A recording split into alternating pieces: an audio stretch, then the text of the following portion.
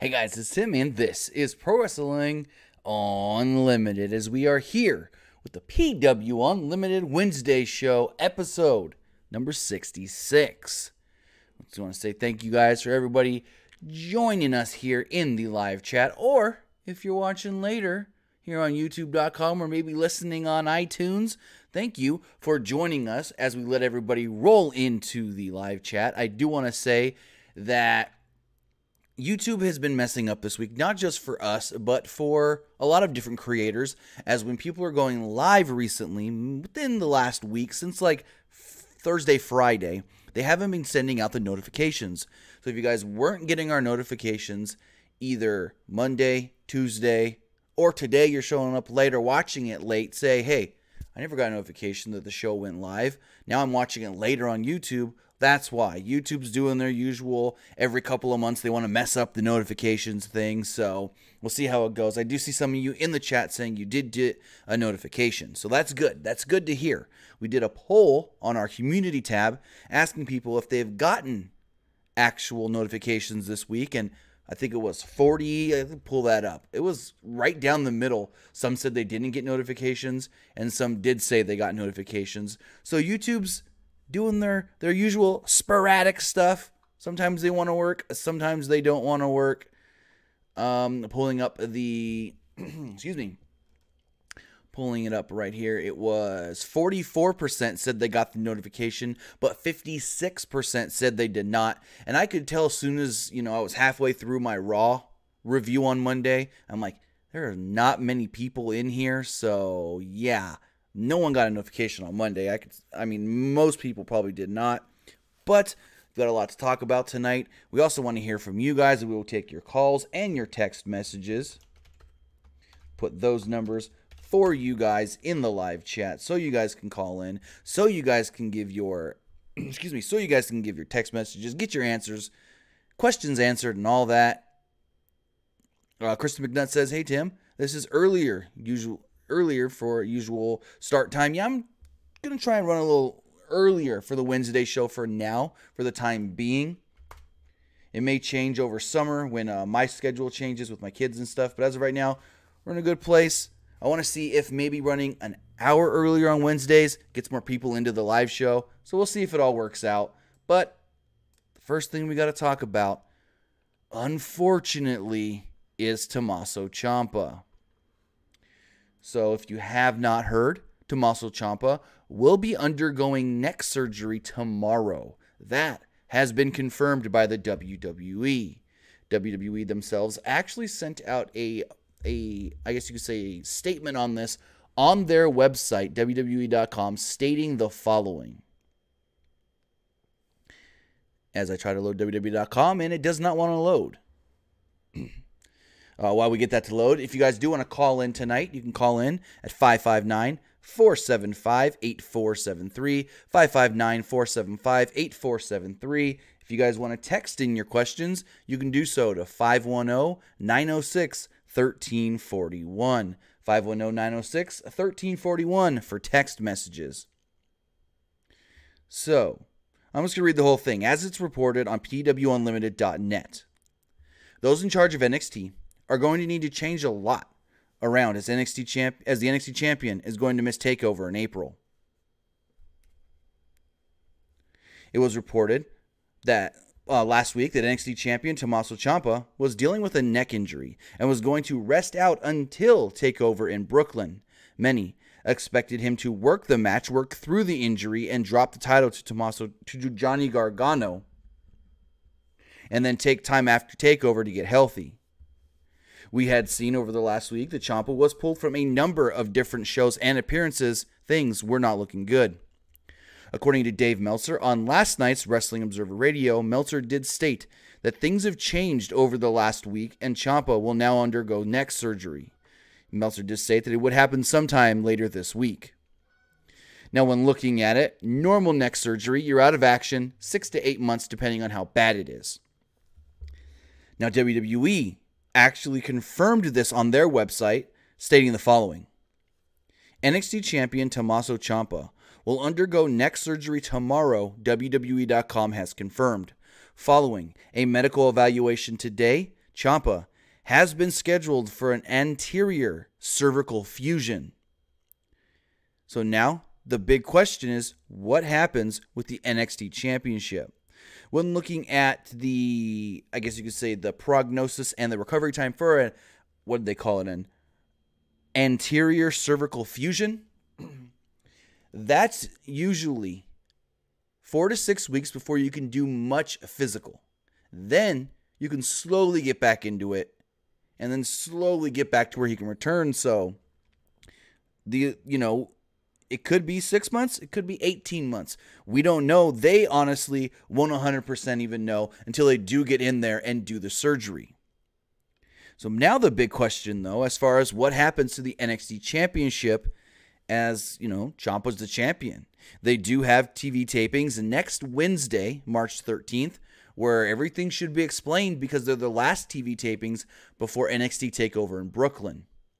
So with that, my prediction, now if I was booking it, I would say either just make the match or do a mini tournament that the finals or, the match at Takeover does see Johnny Gargano taking on Adam Cole.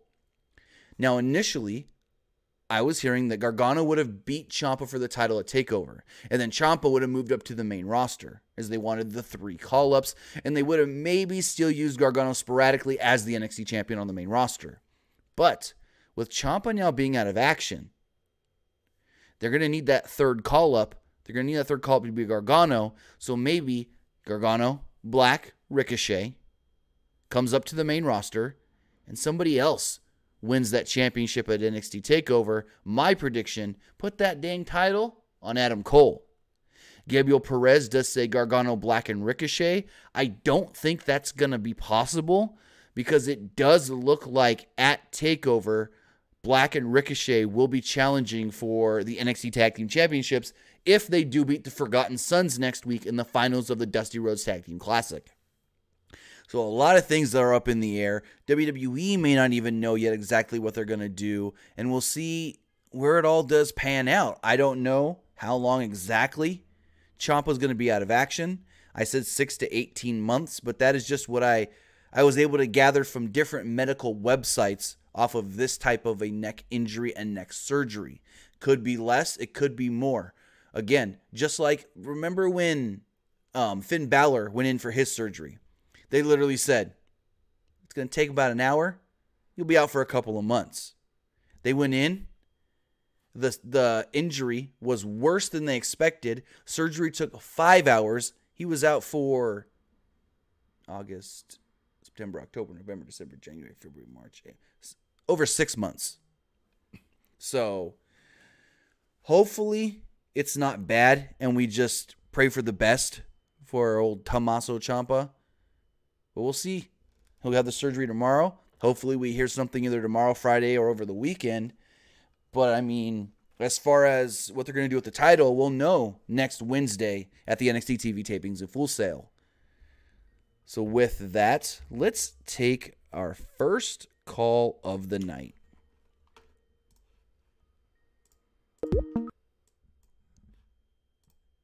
Caller, you're on the air. What's going on?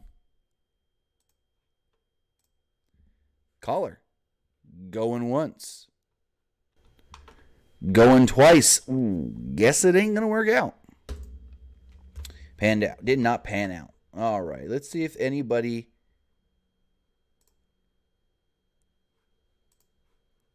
has texted in. Answer some questions there. Also looking at the chat. Jimmy Graciano says Gargano still needs his moment. Nah, he doesn't really need his moment. We've seen guys come up to the main roster and not be NXT champion. Robert Larry says Mr. Takeover should win the NXT title. I mean, it would be cool because they've really been pushing that he can't win the big one. He can't win the big one. And then he's finally going to win the big one, which we would have assumed. But I don't know. I think that put it on somebody else, put him on the main roster, and let him thrive there. That's my prediction. I don't know if I'm right. I don't know if I'm wrong, but that's just my prediction. In the chat, 985 says Adam Cole vs. Gargano ladder match for the vacant NXT title at TakeOver. I've heard that there's rumors of doing a multi-man ladder match at WrestleMania, so they wouldn't do 2 ladder matches, on the same weekend on different shows. So that I don't think is possible. 817 says, when can we see new faces actually wrestle like Chelsea Green, Deonna Purrazzo, and other women who haven't been on WWE Network? Well, we've seen Deonna Purrazzo in the Mae Young Classic, but as far as Chelsea Green and her being on NXT, I'm not sure. I haven't heard anything. Also, Deonna Purrazzo did wrestle on NXT UK.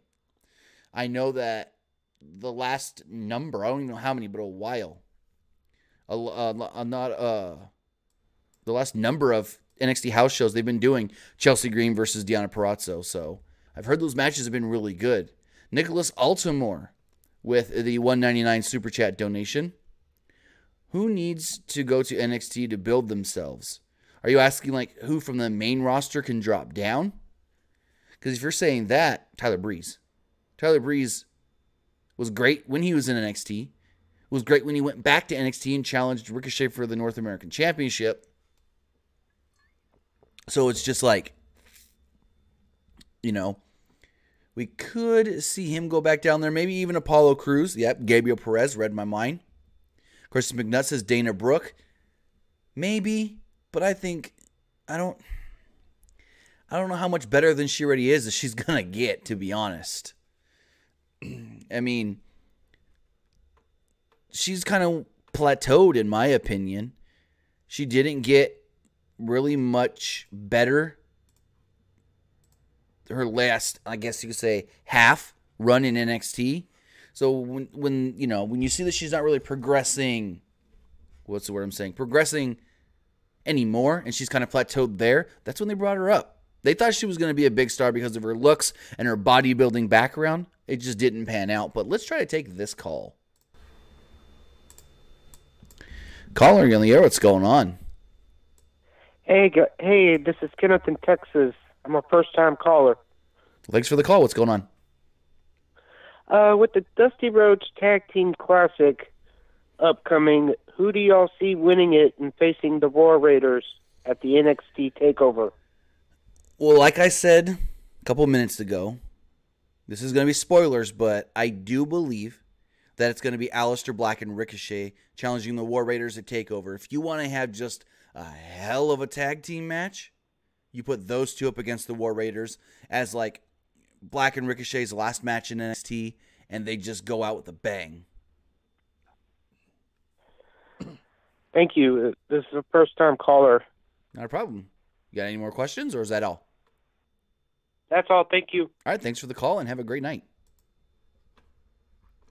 All right, so like I said, I think you do Aleister Black and Ricochet winning the Dusty Rhodes Tag Team Classic. You can have them go out there, challenge the War Raiders at NXT TakeOver, have just a banger of a match, and boom, that be their final match in NXT before they're 100%. Before they're 100% on the main roster only, not going back and forth. Gonzo says, when do the Raiders come up? I don't know. They don't need to come up right now. We need strong teams to stay down for the tag team division, and they're one of the strongest ones we have. The strongest teams in NXT right now are Undisputed Era and the War Raiders. Like I've said before, this was the Bayley effect. You can't call up too many people from one division at one time, because then you leave NXT with no, experienced superstars, with no superstars that can help get the next generation of NXT superstars experience. It was like with Bayley. We saw Becky, Sasha, and Charlotte come to the main roster, but unfortunately Bayley had to stay down in NXT for at least another year. And that was because you brought up 3 of your top 4 women. If you would have brought up Bayley, who did you really have at that time? Dana Brooke, Eva Marie, and Nia Jax. Asuka wasn't there yet. So it's just like, or she had maybe just got to NXT. I can't remember exactly. But it was just like, you have to keep a strong person for that division. And bringing up War Raiders now would kill it, because you would have Undisputed Era against who? The Street Profits? No offense. Forgotten Sons? Yeah, you got Oney Lorcan and Danny Burch, but you can't just have two good teams. You need a number of good teams because you need teams that can swap in and out to be challengers. So with that, if anybody else does want to call in, you can do so by calling 559-475-8473. 559-475-8473.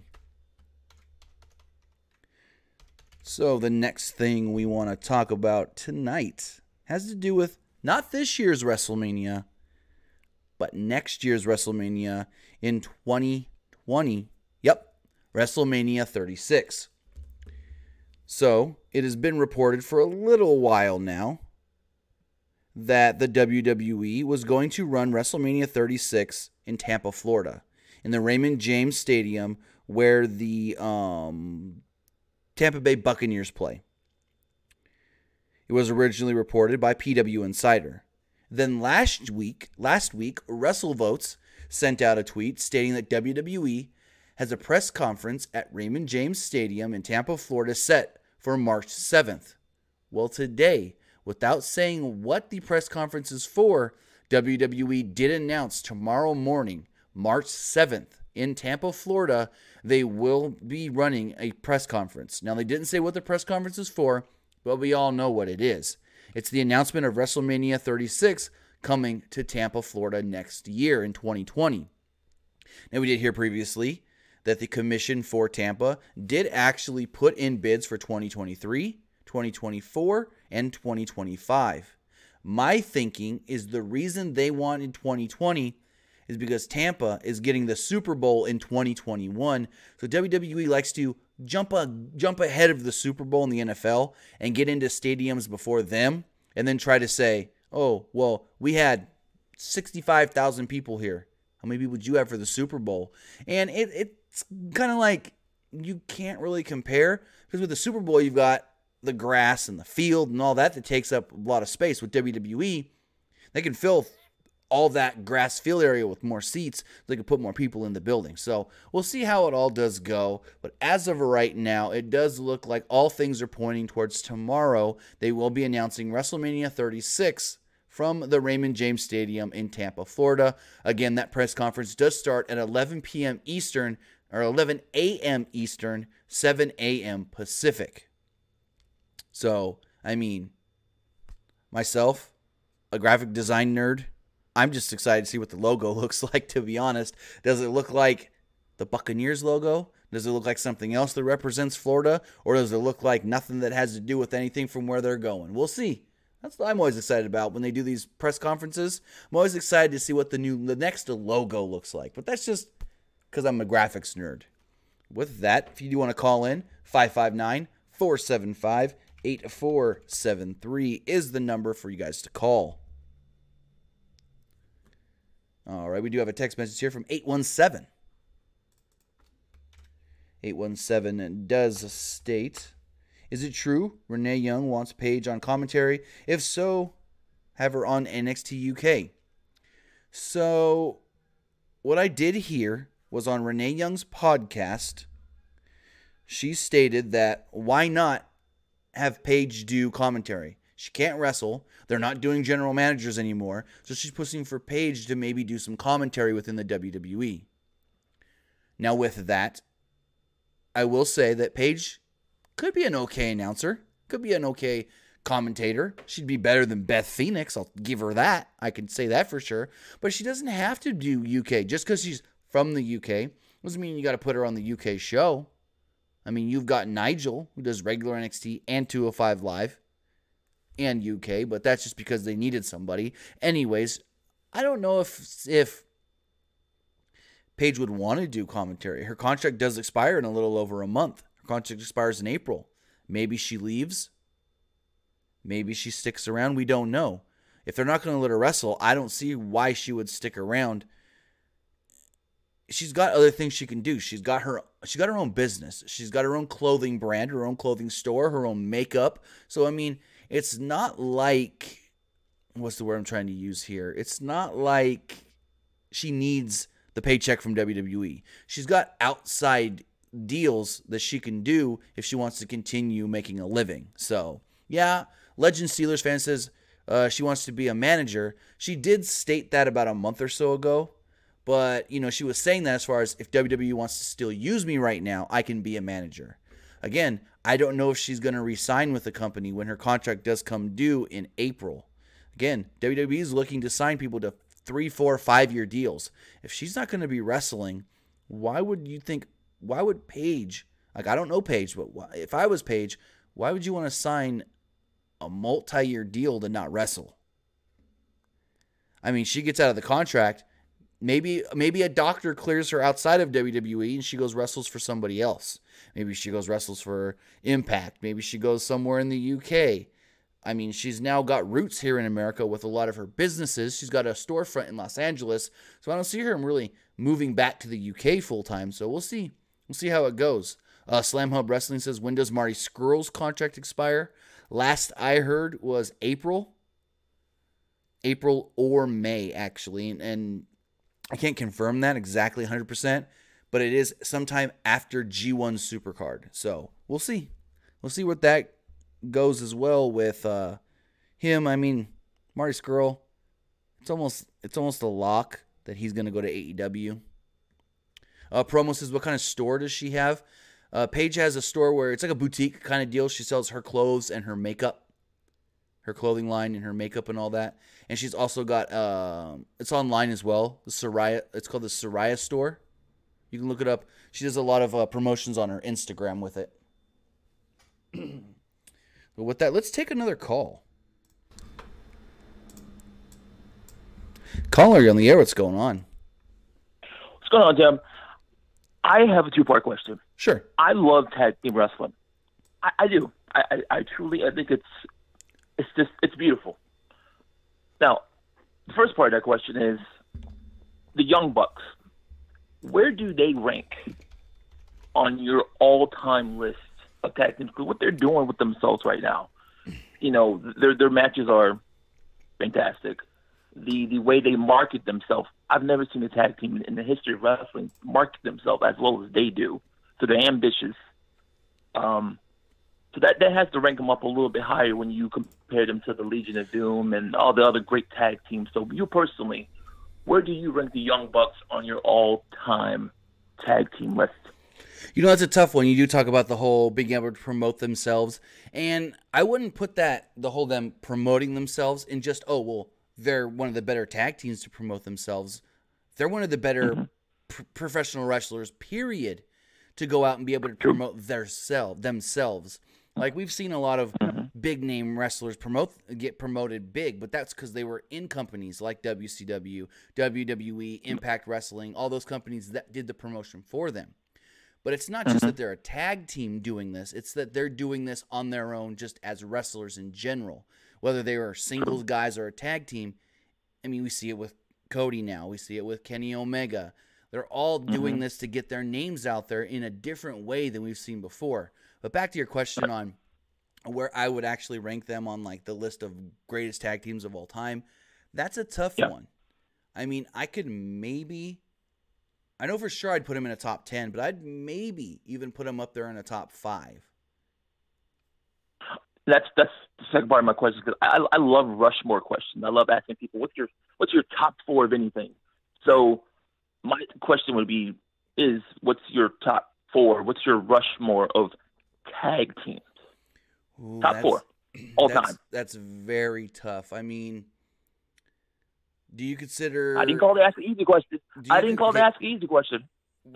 So Horseman would be considered a stable, so that wouldn't count. Right. Fucking 2-man, maybe 3-man if you want to throw in like New Day, but I wouldn't put them up top 4. But yeah, this is a tough one to think just off the top of my head. I mean, the Hardy Boys got to go up there for sure. Okay. Probably the Road Warriors. I'm trying to think teams that had longevity as well. Because I could say Edge and Christian, but at the same time, it's like I wouldn't put them up there because they didn't have the longevity as like the Road Warriors or the Hardy Boys. So that's why I wouldn't put a team like Edge and Christian up there. Gotta think 2 more. Jeez. Thinking about it, let's think WWE tag teams that have been champions, NWA, WCW. Trying to just weed through this. WCW really didn't have many memorable tag teams I would think of. No, they had one that I'm waiting for you to say. In WCW? They're on your list. I mean, yeah, I'm from Michigan, so Okay. I have a soft spot for the Steiner brothers. Okay. But see, here's the thing. When you think of the Steiner brothers, most people only think of Scott Steiner on his own. That's the issue with that. Most people don't think of them together. Yeah, people have short memories. People don't remember like the 90s or the 80s and remember that the Steiner brothers were a really great tag team. They just remember Big Papa Pump. Right. People don't remember that, but they don't remember that Scott Steiner and Rick Steiner in WWF when Scott still had his mullet. Yeah. But going back to I think they're a great tag team. I mean, they were a great tag team. I don't know if I'd put them on the list of top 4 best. But, I got to name 2 more. Probably Arn Anderson and Tully Blanchard. Yeah. I'd put them up there. And then one more great tag team. This is a tough one. I see a lot of people throwing out names in the chat. Some people don't understand what the difference between a tag team and a stable, though. Numbers, people. Numbers. Right? Numbers. Like they said, Heart Foundation. I mean, Heart Foundation was good when it was more of them together, but just Jim and Brett, I wouldn't call them one of the greatest tag teams of all time. Right. What about British Bulldog and Davey Boy? That's one that I'm contemplating. I was thinking of that, but I'm like, there might be another that's better. I was kind of thinking either them or the Rock and Roll Express. Can't go wrong either way. Right. So I guess my top, I can't name 4. I'll give 5. Hardys, Legion of Doom, the Hardys, Legion of Doom, Rock and Roll Express, the British Bulldogs, and who was the other one I said? I'm already forgetting. Anderson and Tully. Oh yeah, Arn Anderson and Tully Blanchard. It's everyone's personal, so I have no issue with it. So Exactly. Everyone's gonna have their own opinion. Right. That's all I got for you, man. All right. Thanks for the call and have a great night. All right. All right. So with that, if anybody else does want to call in, you can do so by calling 559-475-8473. 559-475-8473. Let's check the text messages here. If you do want to text in, you can send in your question to 510-906-1341. 646 in the chat, under the text line says, wondering your thoughts on Roman Reigns' possible match at Mania. The only rumored opponent that I've heard is actually Baron Corbin. I know people don't want to hear that, but the only actual rumor that I've heard is Baron Corbin. So, we'll see. Just looking at the live chat before we do move on here. A lot of you guys want Fastlane predictions. Gonna give them. But we always do our predictions at the end. Whenever there's a pay-per-view coming up, I do my predictions here on the live show, and I always close out the show with that. I've seen a lot of you in the chat asking for the predictions. They're coming. A lot of you are now giving your thoughts on best tag teams. Gabriel Priss says, why not Drew McIntyre? And I don't know if they want McIntyre to get beat in a singles match. Corbin, he's somebody you can just beat and it don't matter. If you keep asking about G1 Supercard, here's the thing. I think it's going to be a good show, but I can't really give thoughts on it if there's really no matches announced yet. I think the only match we know 2 matches kind of for sure. We know that the ROH champion, tag team champions, will be taking on the IWGP Heavyweight Tag Team Champions with both titles on the line. Now, right now, Guerrillas of Destiny are the IWGP Heavyweight Tag Team Champions, and the Briscoes are the ROH Tag Team Champions. The Briscoes still have one more defense before G1 Supercard. The other match we know is that Jay White will be defending the IWGP Heavyweight Championship against the winner of the what's it called? New Japan Cup. So Gabriel Perez says another match was announced. I'll look into that right now. Let's see.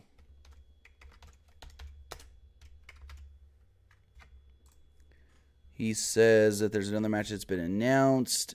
Okay, it was just announced tonight. All right. So, breaking news within the last couple of hours. New Japan Pro Wrestling has officially announced that Taichi Ishimori will be going one-on-one with Dragon Lee. It says last night, our junior heavyweight champ challenged Dragon Lee for the match at G1 Supercard in Madison Square Garden. So it looks like that match has officially been announced for G1 Supercard. That is the first match we know 100% both competitors. Like the tag title match, I assume it's going to be the Briscoes. Like they're not going to lose those titles before G1 Supercard. But this is the one where there's no doubt in place or anything. The champ's not going to be defending against anybody before that. So I could see that match being really, really good. I've seen Dragon Lee live once, and he was great. So, with that, let's take another call. Caller, you're on the air. What's going on? Hey, is this Tim? Yes, it is. Pro Wrestling Unlimited? Well, first of all, man, it's such an honor speaking with you. My name is David, or I'm actually another YouTuber. I'm a huge fan of you. I do like your work. Thank you. And I really like what you're doing with your channel. But, hello? Yeah. Yeah, so I kind of wanted to talk to you about NXT Takeover New York, because I'm actually going to be there come April 5th. And, you know, what kind of really upsets me now is that Tommaso Ciampa is going to be out of the show, and he's going to have to relinquish his NXT title because of that neck injury. Right. Which kind of questioned me, like, why didn't he treat that neck injury? He was wrestling with it for 4 to 5 weeks. I mean, neck injuries aren't really something you mess with. I mean, you could just ask Edge that. A lot of these superstars have had neck injuries. Daniel Bryan, you know, nearly had his career ended because of that. And, Bryan's was not a neck injury. It was a brain issue. Sorry, it was concussion. Concussions, correct. Concussion. Yep. Yeah, that was well, it's kind of my point exact. But see, here's the thing. Ciampa gone, what do you see now being as a potential main event of NXT TakeOver New York? I mean, personally, I could see it being Adam Cole and Gargano. That's what I've been saying. But I could also see Black and Ricochet, you know, being in that main event, maybe making a triple threat. But to be honest, I think it could be Adam Cole. But what are your thoughts on that? So the first part of your thing about, you know, why didn't Ciampa treat the neck better? They didn't think the neck injury was as bad as it actually is. That's the issue. They thought that it was just, you know, he's hurting a little bit. He'll rest up till TakeOver, not really work too much, have a couple matches here and there, and then he'll be fine for TakeOver and then take the time off he needs after TakeOver. They really didn't think it was that bad, but he got evaluated this past week, and they realized, oh no, the neck is worse than we expected. It's going to need surgery. They didn't think that it was as bad as needing surgery. So that's one issue there. Now, as far as you saying add Aleister Black, Ricochet, Gargano, make it a triple threat, I don't think they can do that. What would you rather see? War Raiders versus Black and Ricochet at TakeOver, or the War Raiders versus the Forgotten Sons? To be honest, I mean, I would much rather. I mean, I think both teams really deserve an opportunity at the Tag Team Championships, because at least now, the thing I like about the NXT Tag Team division is that it's very unique. You know, a lot of the NXT tag teams are getting opportunities at the tag team titles, especially now the War Raiders, a team that debuted, I believe early 2018.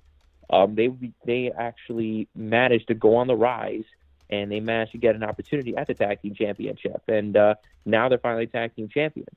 So what I like about the NXT Tag Team division is that a lot of tag teams are getting their own kinds of opportunities at the Tag Team Championships. That's something that Triple H has a strength in when it comes to running NXT, at least in my opinion. So I think both teams, are deserving of equal opportunities. But for me, obviously Aleister Black and Ricochet look like to be the favorites, and because I think you can do that, and you put Adam Cole in the main event against Gargano, it could probably provide the most stability with that card. So I wouldn't mind seeing both teams. I wouldn't mind seeing either team. I think both teams deserve equal opportunities. I know it's a politically correct answer, but I think in this case, if you do have a clear path of the NXT Championship, then you could have Black and Ricochet have their final match at TakeOver, rather than, God forbid, putting them in the Andre the Giant Memorial Battle Royal or something. Because in my honest opinion, I think putting them on the main roster this early was a very questionable move, because a lot of the time it's not early for Black. Black's been in WWE and NXT for a while. His name's been floating around to come up for over 6 months now. So it's not early for him. I mean, I can kind of see where you're going to say, well, Ricochet hasn't been around as much. But yeah, it's like Ricochet's been wrestling for so long. He doesn't need to be in NXT that long. There's some guys that NXT is a good thing for them. It helps them get better. Matt Riddle, for example. Some can say, oh, shoot him straight to the main roster. No. I think him in NXT for 6 to 12 months is perfect. Now, with Ricochet, you have him down there in NXT. You get the WWE audience acquainted to who he is. And then, boom, you can bring him up because he's ready. So, well, I'm not saying they're not ready for the main roster, but I think now, like, with this point, because you're on the road to WrestleMania, right? Right. And you're wondering what you're going to do with these two stars who are widely loved. And something that really questions me about these guys being put onto the main roster is, how are they going to go into WrestleMania weekend now? Because are you going to have them wrestle their final NXT takeover, or how are you going to put, or if anything, if you're sticking with them on the main roster, how are you going to put them on the WrestleMania card? They don't need to be. Thrust them? I'm sorry? My thinking is they don't need to be on the WrestleMania card. If you don't have anything significant for them, don't worry about it. You have them challenge the War Raiders at TakeOver as their final NXT matches, and then that next Monday or Tuesday, whatever brand they're going to be on, or you wait the following week to put them on an actual brand when you do the Superstar Shakeup. That's their official 100% call-up. They're no longer in NXT. That's how I think it's going to go. Yeah, I actually agree with you on that, and that's kind of what I was thinking too, because now to come think of it, they did the same thing with Kevin Owens back in 2015, where he had his final match at NXT TakeOver Brooklyn against Finn Balor. I believe that was his final match before he did go to the main roster full time. Same with Sasha Banks. Bayley had her moment as well. So I guess I could see that, but just as long as these two top stars right now, who I think can really have a great moment on the main roster, who can really shine on the main roster, because there has been history of where NXT stars get called up to the main roster, and people do get worried about whether or not they get ruined or whether they get underpushed, whatever the case may be. So these two guys, Aleister Black and Ricochet, these are two guys who I've grown to love, especially as a wrestling fan, and you're definitely in question thinking, what are these two going to do come actual WrestleMania weekend? Now, if you have a clear path of them, you let them wrestle their final match at TakeOver and a tag team match against the War Raiders, because that match, in my opinion, could probably steal that entire show. Oh, for sure. I think it could steal the show. I think it could steal the show, 100%. Right. I think I think that would be a great match. And then I've been saying it all day ever since we did get the confirmation from WWE that Ciampa will have to have the surgery. I've been saying that you have Adam Cole go in there and beat Gargano for the vacant championship. Gargano can then move on to the main roster as well, and you've got Adam Cole with that championship. He can do the whole thing of, I've got gold, now I'm going to help the rest of Undisputed Era get gold, and you can do a storyline leading up to the next takeover or the next two takeovers of Undisputed Era trying to get back the tag titles. that would probably be Bobby Fish and Kyle O'Reilly. Then you can have maybe you can have Roderick Strong challenge for the North American Championship, because they've planted the seeds of them stating, in 2019, we want to see all members of the Undisputed Era with gold. So maybe this is the first step into working that storyline in. Yeah, I could definitely see that, and definitely the latest NXT tapings. I mean, you obviously saw Matt Riddle also try to get into the mix of the North American Championship. Right. Do you think he gets put onto that match, or do you think Roderick Strong gets that clear path? No, I think, because they teased both Adam Cole or Matt Riddle for the North American Championship. So I do believe that at TakeOver, if it is going to be Cole challenging for the NXT Championship, then you do Velveteen Dream and Matt Riddle for the North American Championship. I think that would be interesting, especially since Matt Riddle has a lot of hype behind him. Oh, yeah. I think this could be a pretty stellar storyline. And one thing before I know you got a show to run, and I do want to say this. I think the Velveteen Dream is very underrated. I think his last a few matches we saw, especially his match with Tommaso Ciampa at TakeOver War Games, outstanding. I mean, the dude has a very unique wrestling style that I don't think a lot of people account for. And it's fun watching him. It's fun watching him gain the respect of the NXT universe. I think that he's a very underrated competitor. Well, I mean, you also got to remember, he's only 23 years old. Exactly. So he's got a long ways to go. But I do want to say thank you for the call, and have a great night. Well, first of all, thank you so much for having me on. I really appreciate it. And I can't wait for WrestleMania weekend. I'm going to be there, and I'm going to have a ton of videos on my channel coming in regards to WrestleMania weekend. So, Tim, thank you so much for the opportunity, man, and I'm definitely going to look forward to more of your videos. All right, thank you. Have a great night. You too, sir. Thank you. All right, so looking at some of the questions we do have here in the live chat or in the text messages. Kobe Duran says, Tim, should Joe defend the U.S. title at Mania? Against Cena, because it seems like they hinted at that, but they could also do a ladder match and have Andrade versus Ray versus Joe versus Ollie versus Truth. I mean, they can go either way. Maybe that is what they do with Cena. I don't think, personally, as a fan, would want to see Cena come in for a championship match when you know he's just doing the one match and leaving again. Because then it would be like, why give him the title match over somebody else like a Rey Mysterio or an Andrade or a Mustafa Ali, who are there week in and week out? It's like saying, oh, Undertaker's coming back for Mania, let's have him face Brock. It just doesn't make sense. But as far as like doing a multi-man match, sure. They can either do it for the IC title or they can do it for the US title. Would work either way. Looking here at the text messages. 919 says, do you think WWE will ever clear Edge to wrestle? No, and Edge doesn't want to be cleared. Edge makes it known on a lot of his episodes of the Edge of Christian Pot of Awesomeness that he's fine with not wrestling anymore. That he does not want to get back into the ring. That he likes being able to not be hurting, not feel like, ooh, what do I got to do now to get through that next match? As a father of two, he says it all the time. I like that I'm not in pain all the time. I like that I'm not hurt all the time, that I can come home and just play with my kids and do whatever I want to do with my kids and not have to be like, give daddy a few minutes, or give me an hour, I'm tired. I just wrestled 4 or 5 days in a row. So I don't think Edge himself wants to come back. Tim, what does International Superstar Shakeup mean? This is coming from 817 in the text messages. All it means is that the Superstar Shakeup's taking place in Canada. That's all it means. It's international because it's not in the States. The shows are taking place, I want to say, in Montreal.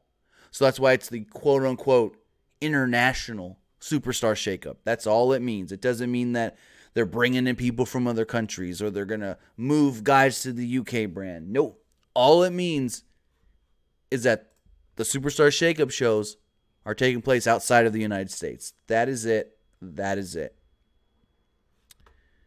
So with that, now it's time to talk a little bit about Fastlane. Fastlane does come to us this coming Sunday from the Quicken Loans Arena in Cleveland, Ohio. Sorry, I was reading something.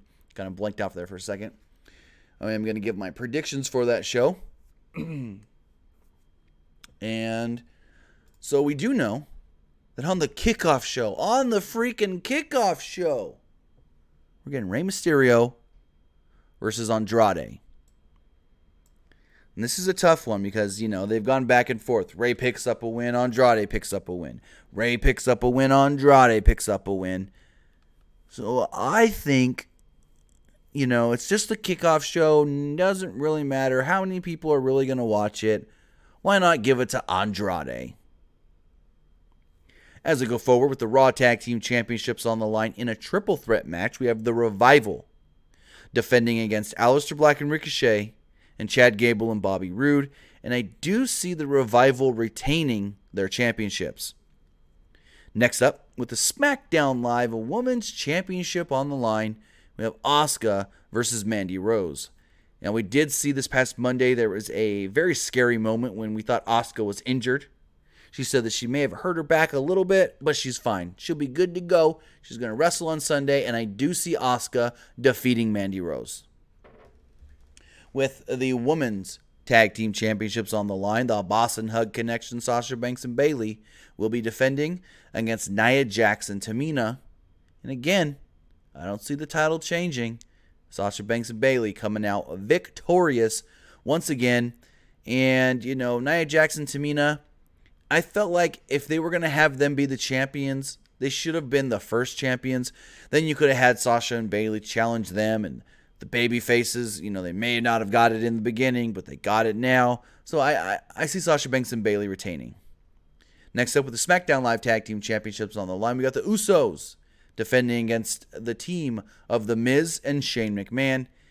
And I'm going the Usos for a specific reason. I'm going the Usos retaining the SmackDown Live Tag Team Championships because this match, in my opinion, could lead to The Miz versus Shane at WrestleMania. Whether Miz messes up or Shane messes up, I think Miz turns heel on Shane, attacks him, boom, sets up the Mania match. Next up, we've got The Shield taking on the team of Baron Corbin, Drew McIntyre, and Bobby Lashley. You're not going to have The Shield reunite on Monday just for 6 days later for them to lose, so The Shield has to win. We then have, with the WWE Championship on the line, Daniel Bryan taking on Kevin Owens. My bad. This is a tough one for me. I can see this going either way, but I think in the long run, it'd be better if Daniel Bryan does retain. Then you can do Daniel and Kofi at WrestleMania, so I'm going Daniel Bryan. And of course, the one that everybody knows what's going to happen is Charlotte versus Becky. If Becky wins, she's added to the match at Mania, the Raw Women's Championship match. Do I even have to give her a prediction? Becky Lynch wins. Plain and simple. I don't even think I have to give a prediction for that one. But those are our predictions for the Fastlane event coming up this Sunday from the Quicken Loans Arena in Cleveland, Ohio, live on the WWE Network. We will be bringing you the updated betting odds for that show tomorrow, so keep an eye out for that as we check out who Skybet thinks could be victorious at TakeOver. No, Fastlane. My bad. So with that, take another call here before we wrap things up here shortly. If you do want to call into the show, you can do so at 559-475-8173. Again, 559-475-8173. You can also text in your questions. Text them in to 510-906-1341.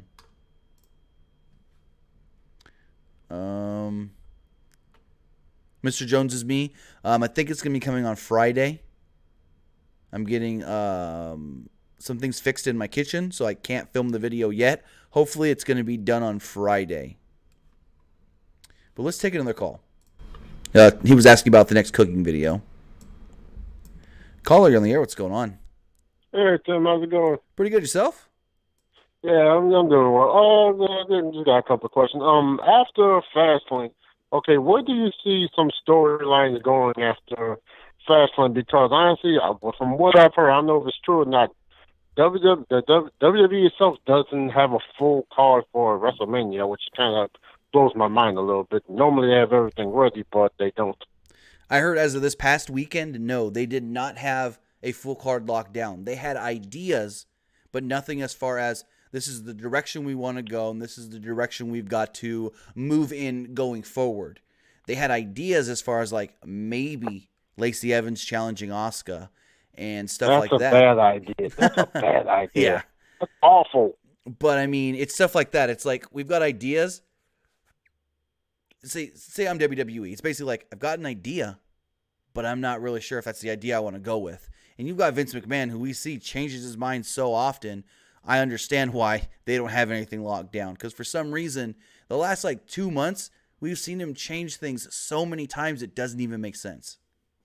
Yeah, I saw. I kind of heard a little bit of your video. Like this whole Becky and whatever getting her into the mix is ridiculous and stupid. This is dumb. Right, like why should Becky have to fight again? She won the Royal Rumble, by the way. Exactly. Does that not count? Exactly. I get the whole thing. She was suspended and her thing was taken away, but why? Just because they can say that she beat Charlotte and then she can go to Mania and beat Ronda, and then they say she beat them both and this and that. It makes no sense to me. They've jumbled up that storyline way too much. I see that. And honestly, in your opinion, where do you see some? What would you like to see? Honestly, where did the Usos go from? Because last year they had the storyline. Oh, we never been on the main show and stuff. You can't do the New Day because Kofi's like about to challenge Bryan. So what do you do? They're teasing the Hardy Boys. Huh? They're teasing the Hardys challenging the Usos. They've been going back and forth on social media a little bit, and they've kind of teased it on SmackDown as well. Well, that's one thing you got. Well, whatever works, I guess. I mean, it'd be a good match.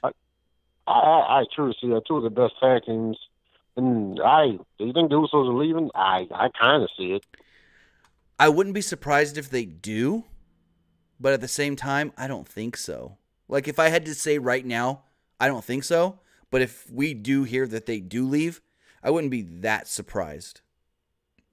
Me neither. Oh, that's all the questions I got for it. Thanks for taking my call, Tim. All right, thanks for the call and have a great night. Yeah. All right.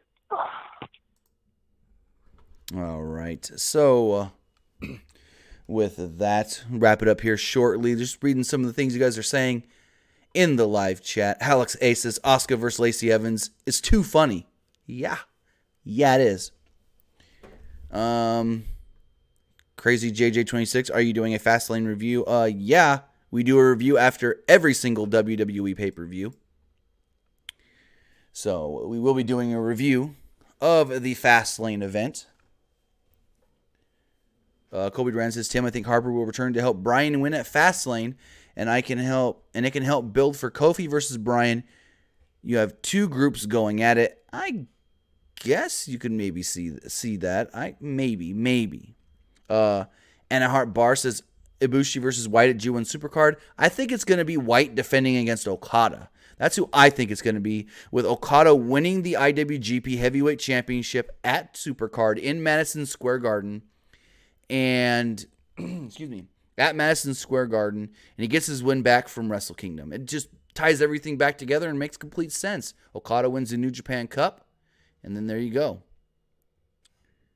Slam Hub Wrestling says, at least if the McMahons said they don't want Becky in the match, the storyline would have made sense.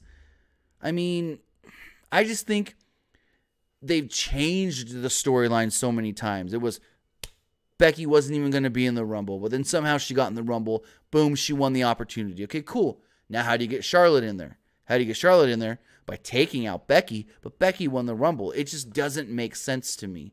Like, it makes sense when you look at it all written down, but the way it was executed, because things were changed so many times, it doesn't make sense. Just from last week to this week, when Ronda said, Stephanie, unsuspend Becky. Stephanie said, I can't.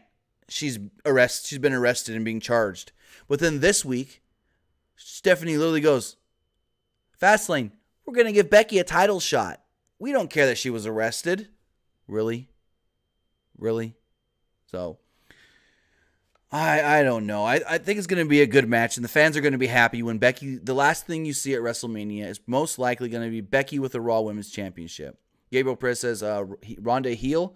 Oh, yeah, you had to do that. I mean, you didn't have to, but it just makes everything that much better with Becky now going up against two big heels.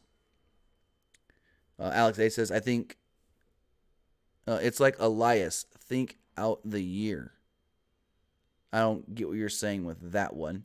Daniel Lopez says, when is Sasha and Bayley will show up on SmackDown? I mean, they could show up at any time. We don't know who their WrestleMania challengers can be. Their WrestleMania challengers could come from SmackDown. We'll have to wait and see. But let's take our final call of the night.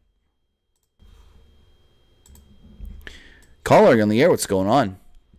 Hey, Tim. What's going on? How's it going? Oh, it's going good. Watching some basketball, listening to the podcast. But hey, I had a couple questions, and I had a couple concerns. I mean, I know, I know the brand split.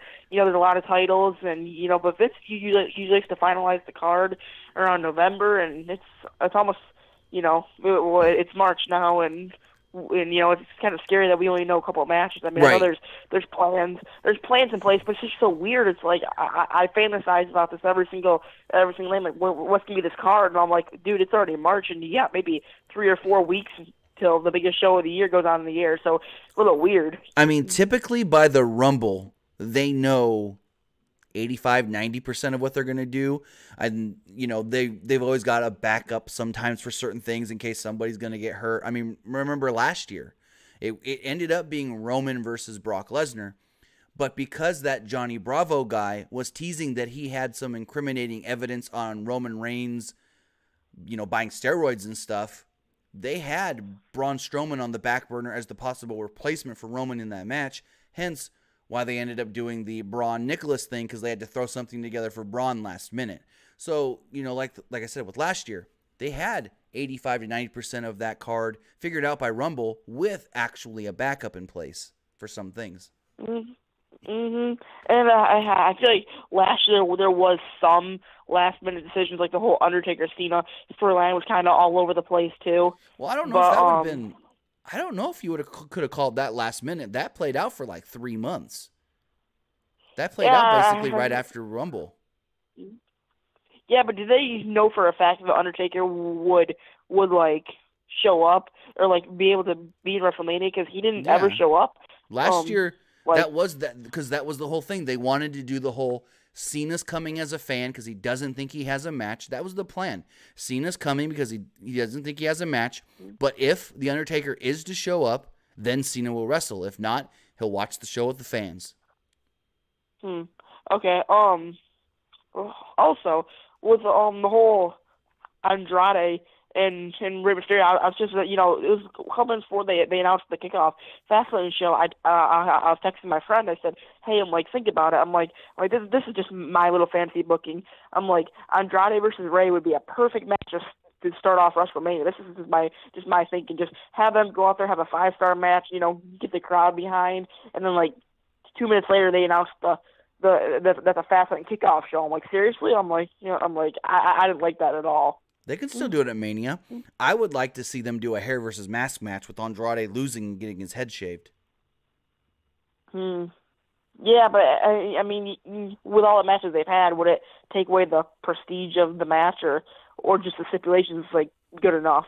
Or the hair? I think the stipulation would be good enough, and it depends on how the match does go at Fastlane. If there's some screwy finish, or if Rey Mysterio sneaks the victory barely or something, then Andrade can come out on SmackDown and be like, you barely beat me, and then Rey can say, well, I actually beat you, so what more do you want? And then maybe Andrade and Zelina Vega say, okay, your mask, my hair. Yeah, that'd be kind of cool. And my final question, kind of concern, is with the whole SmackDown Live Women's Championship at Mania. I want to know, who would you put in there for that SmackDown Live Women's Championship? Because I mean, it seems as though the Raw Women's is the main focus, and even though that'll be a good match, I just don't. I'm just a little concerned about, because Asuka's a great wrestler and she deserved that title. I just don't know. I mean, if you just want to have a good match with the women. If you look at all the women that are on SmackDown currently, I think the best match that could happen, just from a standpoint of, this match shouldn't disappoint, I'd say Naomi as the challenger. Yeah. But she's been kind of made out to look like a geek with Mandy and Sonya and yeah. A lot of people have recently, to be honest. I mean, I can really see the way they've been using Lacey Evans, especially on SmackDown. I really see her getting that title. I don't know how it's going to come about. That's one of the directions they're thinking is Lacey Evans and Asuka, and they want Lacey Evans to get pushed as a top female because, one, they like her look. I mean, she's prototypical Vince McMahon female. I mean, we saw it with Tori Wilson going to the Hall of Fame. That's the kind of woman Vince McMahon thinks is marketable for pro wrestling. And then they also like her background as far as being a former Marine, being a mom in wrestling, and, touting that on her social media all the time. So there's multiple reasons why they like her, but I think she really should have stayed in NXT. She's to improve in the ring. Exactly. She's to improve in the ring. I mean, she's not. I really can't say. I know you said she got lost in the Rumble. She did. She's not a bad wrestler. I just feel like a couple more months, maybe another year or so in the ring, she would be perfect to come up with the main roster. And she plays her character great. I don't know what your opinion on it, but I think her character fits her very well. Well, yeah, she does the character well, but that's only one part of being a pro wrestler. You also got to be able to get it in the ring. And like I've been saying, I think maybe they called her up just a little too early, and she could have benefited from more time down there in NXT. Oh, yeah, for sure. But, all right, man, I got to go. Thanks for taking the call. All right, thanks for the call, and have a great night. With that, I'm going to wrap things up here. Thought we had a pretty good show here tonight. Talked to Tommaso Ciampa, talked Fastlane, WrestleMania next year, and a bunch of other things with your questions. I want to say thank you to everybody who joined me in the live chat. I want to say thank you to everybody who called in or texted in their questions, and everybody who watched later right here on YouTube. Now remember, we will be live again following Fastlane on Sunday. We will be talking about everything that went down at the WWE Fastlane event. That is the next time we will be live. We'll probably be live roughly about 30 minutes after Fastlane does conclude. So with that, just keep an eye out because YouTube doesn't want to send out notifications again. So hit that bell just in case they do want to send you a notification. Subscribe right here on youtube.com, Pro Wrestling Unlimited. You can also find us on Facebook, facebook.com/Pro Wrestling ULTD. You can also find us on Twitter at PWUnlimited. And also, if you're burnt out on WWE and you're like, I want something else I can watch. I don't want to watch WWE. Go check out some What Wrestling. Wrestling has the tomorrow. Go over to their YouTube channel. They've got a lot of matches. They've even got full shows up on their YouTube channel. We have a link in the live chat right now for their YouTube, their Twitter, and their website. So again, if you want some wrestling, it's not WWE, go check out What, because wrestling has a tomorrow. We'll see you guys after Fastlane. Good night, y'all.